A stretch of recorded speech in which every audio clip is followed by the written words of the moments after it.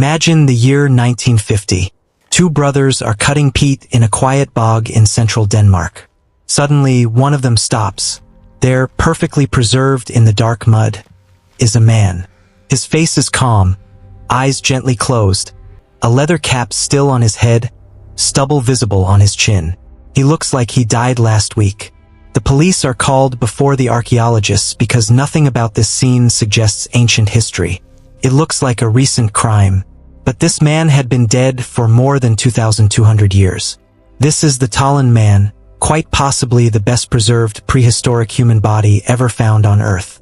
The acidic, oxygen-free environment of the Danish bog acted like a natural time capsule, preserving his skin, hair, internal organs, and even the contents of his stomach in incredible detail. For 75 years, scientists have studied him. They examined the rope still tightly wrapped around his neck, the last meal still identifiable in his stomach, the careful way his body was placed in the bog. Everything pointed to a ritual sacrifice around 400 BCE during the early Iron Age. But then modern DNA technology finally caught up, and what it revealed didn't just confirm the old theories, it completely rewrote them. The results shocked every scientist who studied him. When the first high-quality DNA was extracted from the Tollund Man, researchers expected to find a primitive, isolated hunter-gatherer type. What they actually found was something far more surprising. Genetically, he was already remarkably modern.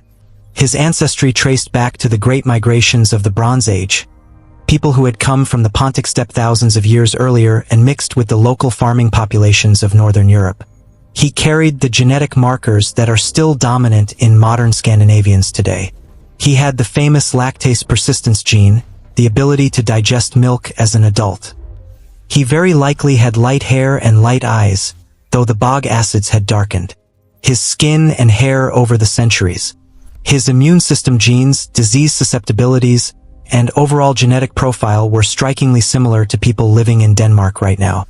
In other words, the Tollund Man was not some distant, alien ancestor. He was one of us. He belonged to the same continuous genetic lineage that still lives in Northern Europe today. But the DNA raised even bigger questions. Why was this man, who was genetically part of an organized farming society with advanced knowledge, killed and placed so carefully in the bog?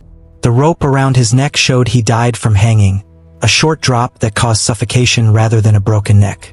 His last meal was a carefully prepared porridge made of barley, flax seeds, nettles, oats, and a plant called gold of pleasure. It was eaten 12 to 24 hours before death. There were no signs of struggle or malnutrition. His body was placed in the bog with care, eyes and mouth closed, arms and legs arranged peacefully. This was not a simple execution of a criminal. This was a ritual sacrifice. But why? What did his death mean to the people who placed him there? The Tollund Man forces us to rethink everything we thought we knew about Iron Age Northern Europe. These were not primitive tribes barely surviving.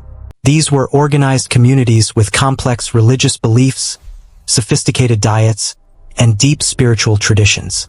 They practiced human sacrifice as part of their rituals, possibly to ensure good harvests, to honor the gods, or to mark important moments in the calendar. And yet, despite the violent end, the Tollund Man looks strangely peaceful. His face is calm, almost serene. He doesn't look like a victim of violence. He looks like someone who accepted his fate. For decades, he has been one of the most studied human remains in the world.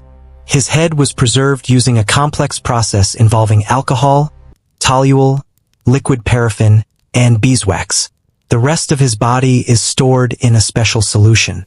Even one of his toes was returned to the body as late as 2016. He has been CT scanned, examined under microscopes, and now finally, his DNA has been read like an ancient book. And that DNA tells us something profound. The Tollund Man was not an outsider. He was not some distant, primitive ancestor from a forgotten world. He was a local man, deeply rooted in the soil of Northern Europe. Genetically, he belonged to the same continuous population that would eventually become the Danes, the Scandinavians, and the modern Northern Europeans we know today. His genetic story is not separate from ours. It is our genetic story. The great migrations that shaped him thousands of years ago are the very same migrations that shaped us. The blood that flowed through his veins still flows through the veins of millions of people across Denmark, Sweden, Norway, and beyond. He lived in a world that was already far more connected and sophisticated than most history books dare to admit. A world with organized farming communities, complex spiritual beliefs, advanced knowledge of plants and seasons, and deep ritual traditions. And when his time came, he was not murdered in rage or executed as a criminal. He was carefully chosen and offered to the bog, perhaps as a gift to the gods of fertility and nature, perhaps as a sacred sacrifice to ensure the survival and prosperity of his people in the harsh Iron Age world. Today, more than 2,200 years later, we can finally look into his remarkably preserved face and see something deeply moving. We don't see a stranger from a primitive past. We see someone strangely familiar, someone whose calm expression, whose quiet dignity, whose very genetic makeup feels almost like looking into a distant mirror of ourselves. The bog preserved his body with incredible perfection. Modern science has preserved his story with cutting-edge technology. And now, his DNA has finally spoken, clearly, powerfully, and without compromise. The Tollund Man didn't just die 2,000 years ago. In a profound way, he has been waiting all this time. Waiting silently in the dark, acidic waters of the bog. Waiting through centuries of silence. Waiting for science to advance far enough to finally hear his voice. Waiting for us to understand who he really was, not just how he died, but who he lived as. And what the DNA revealed about him has genuinely shocked every scientist who has studied him. Because in the end, the Tollund Man is much more than just one of the best preserved bodies in archaeological history. He is a bridge across time. A quiet testament to the continuity of human life in Northern Europe. A living reminder that the people of the distant past were not so different from us after all. He challenges us to rethink our assumptions about the past.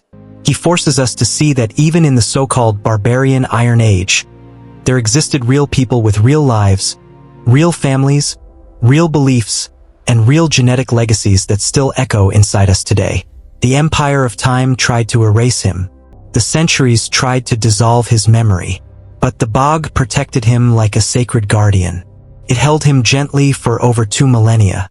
And now, his DNA has remembered everything. Every migration, every meal, every ritual, every generation that came before and after him. This ordinary man from a Danish bog has taught us one of the most important lessons in human history.